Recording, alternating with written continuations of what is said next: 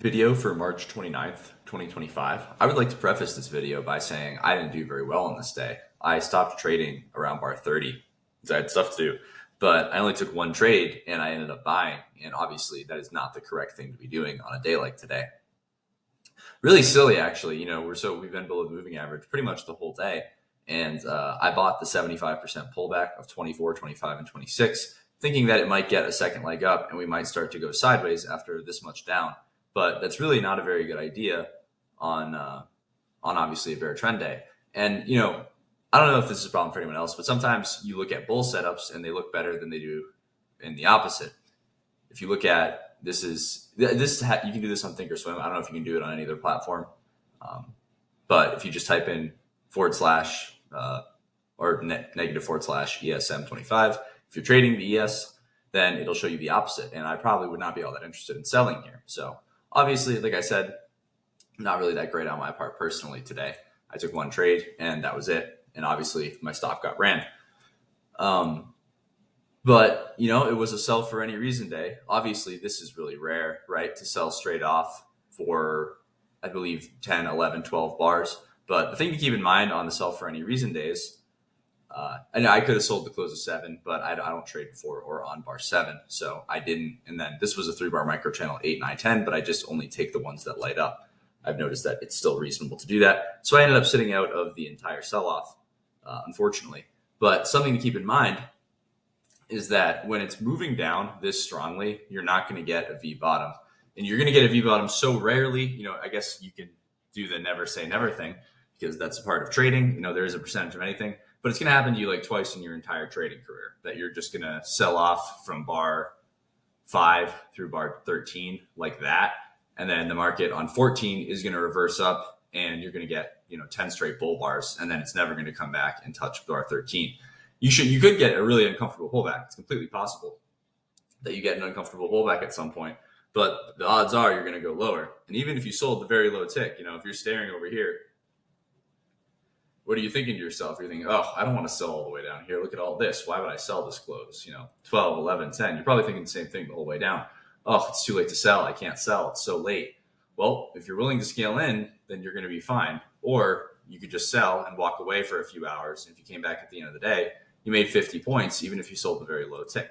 Obviously, I'm saying all these things, and I didn't do that, but someday. But that is the essence of like sell the close trading is things like this: buy the close, sell the close. So we obviously gapped down to a little bit below the prior day's low. This was a triangle, and we ended up getting a measured move down based on the height of the triangle. It seemed like the initial target. But we had a gap down, a quick reversal up below the prior day's low on bars. Oh, no, not sure why this is lagging so much. Just let me. On bars 1 and 2. And then bar 3, a large bear bar closing on its low. Can you sell below 3? Yeah, for the reason like this, right? But the thing about selling below 3 is you're selling a tight trading range. 1, 2, 3, very tight trading range. And you're selling the middle of the tight trading range. So it's a swing trade. If you're going to sell the close of 3, you kind of just have to accept the fact that you're probably going to lose that trade, I don't know, 70% of the time, maybe 60. Depends how you manage it, right? If you scale in and scalp out, then that's one thing. But if you're looking for a swing trade, you're probably only going to get a true swing trade here like 30 to 35% of the time. And so you have to hold it, right? And if you did take it, obviously this can make up for so many losers, right? It's fine if you take this trade 10 times and you lose the range of it 7 times, you'll lose like 70 points. And if those 3 times you make 50 points, which if you held it the whole time, you made a whole lot more than that. But if those 3 times you make like 50 points, obviously it offsets. So 5, 6, 7, it might have needed a second leg, but I wasn't willing to sell that early in the day. But I thought that we would still get some sort of second leg down after 5 through 7. 8, 9, 10, really strong 3-bar micro channel. Odds are we go lower, but we might pull back first. And like I said, you can sell the close sell for any reason. Bears start to get exhausted around bar 14, but it's obviously going to be a minor reversal. Look at how many bear bars we have. So buying about 14 doesn't really make much sense. 16 is leg 2, and then we have a pullback on 17. 18 and 19 is leg 3 for the Bears. So 13, 16, and 19, we have 3 legs down. When we have 3 legs down, odds are we might get some sort of bounce, except for when it's in a strong trend like it was here. But so you can buy above 20. It's nothing wrong with it. If you watched, it did move quickly above bar 20. So you could buy above 20, but it's not really all that ideal. Because we're in a bear trend, it's better to look to sell bear closes with a wide stop and just look for the second leg down. 24 through 26, I think it's leg 2 up. So I looked at it as 1, pullback 2, pullback 3, and then 1, pullback 2. I probably gave this too high of a grading because it's about as against the regime as it can get. So just that right there, really, it was not a very good idea. Anyways, as far as bar 27 goes, pullback, and then 28 trades back to the bar 26 low. Might be what all the bulls get for a second leg up. You can sell closes 29, 30. It's a bear trend day. You can sell, you don't know it's a bear trend day, but we're probably not going to have a bull trend day. So you can sell below any bear bar closing near its low. I think 29 flips us back to always in short. So you can sell the close of 29 or 30. Odds are you get another leg down. Some traders, sorry, let me back up to what I was about to say. It just completely slipped my mind. But right. So when you get the 3-bar micro channel that I always talk about, I've noticed a couple times I get 4-bar micro channels against me, and they lead to really deep pullbacks, and they're really uncomfortable to sit through. We got one on this day, and I thought it was interesting.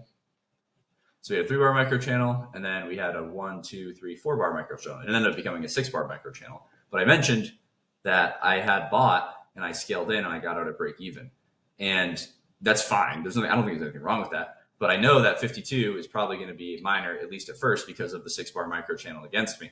And it's a trading range day, right? This is a really strong breakout on a 15-minute chart.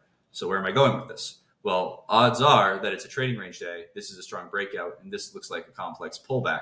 So we should go higher anyways. So although it is a 6-bar micro channel, and you can get out break even and look to buy again lower or buy above 55, odds are I still think we probably go back up into this area, because we probably have to test the 42 close, considering the fact that it's a strong bear bar. So I'm not surprised that we got the deep pullback. But it's a trading range day overall because of the trading range price action. So if anything, if I was going to, and on this day, I got a 4-bar micro channel against me, and I held it, even though it gave me a chance at break even on 32. So in this case, if I'm going to pick one to buy and just hold, I should hold in the trading range. And if I'm going to pick one and just quickly try to get out at break even, it should be the one where I'm trading very blatantly against the trend. So that was my mistake that I wrote down. And then I was just done for the day because I was just a silly trade and I didn't need to be trading after I did that. 34, odds are we get a second leg, 32, 33, 34, or another leg. We're in like leg 11, but it doesn't matter. It's a bull trend, or a bear trend, sorry. We have a 2-legged correction to bar 40 or 41. It's not really, it's really scary when I first started trading. Sitting through pullbacks is like the toughest thing to learn how to do when you're trading. I think that holds most people back for many more years than it needs to. Because you can know it's a minor reversal on 37, but it's still scary real time to see the market pulling back against you, because it's not a high probability risk, but there is obviously a real risk that it goes and runs your stop and you lose money. So traders, they sell the close of 36. They're probably more interested in selling the close of 37, expecting that we go lower.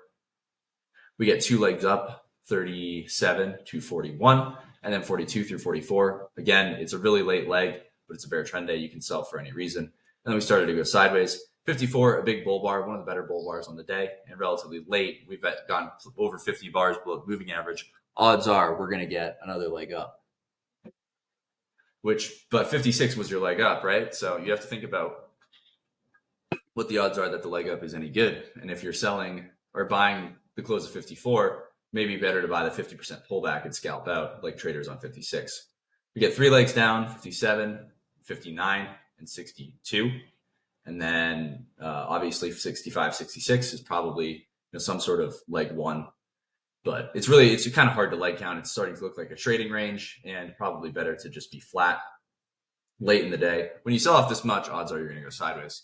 So as far as trades on the day, sell at the close of any bear bar or a bull bar. There you go. You get something like this, just sell closes. Bear bars, bull bars, doesn't matter.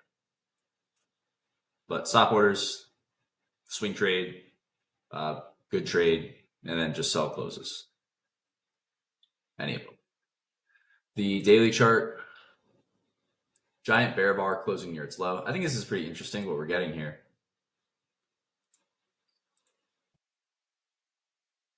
Really large bear bar. What did it, 145? So obviously, as I've been mentioning, I thought we were going to get back down to this low. This was kind of a disappointing bar, uh, but traders sold it expecting that 326 was big enough to get the second leg down. So we have three legs up, one, pull back two, pull back three legs up, a climactic third leg. This is a 3-bar micro channel, but it's in a late leg. So when you're taking these trades, they're not as good in leg three. They're much better. This is a couple legs up, however you want to dice it. They're much better in leg one right here. You can sell, expect more to the downside. Leg one, right? This is a big breakout after a long rally. This is leg one. This is against a tight channel, so deep pullback, and then second leg, and then a third leg, and then shock, surprise, surprise, leg three, 3-bar micro channel, and it goes pretty far above it. I wonder if it hit an 150% stop. It did. Not surprising. So really good bear bar here. I think we go back down to the 5,500. I don't know about this magnet here, 5,400 maybe. It kind of just depends how it acts down here. But this is a really strong bar, and this is a really strong couple of bear bars. Decently tight channel up, but I think we go lower. The weekly chart, again, big outside down. 4 strong bear bars, we should go lower. And then the monthly chart, this bear bar, if it closes decently strong, is going to need a second leg. So you'd expect that even if, let's say it closes like this and then April is a bull bar, April will probably be a minor reversal and the bears from February and March are going to get another leg down. All right, that's going to be it for this video.